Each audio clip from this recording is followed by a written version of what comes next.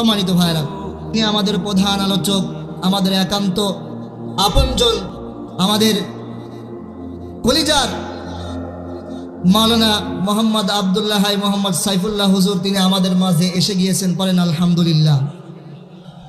আউযু বিল্লাহি মিনাশ শাইতানির রাজীম।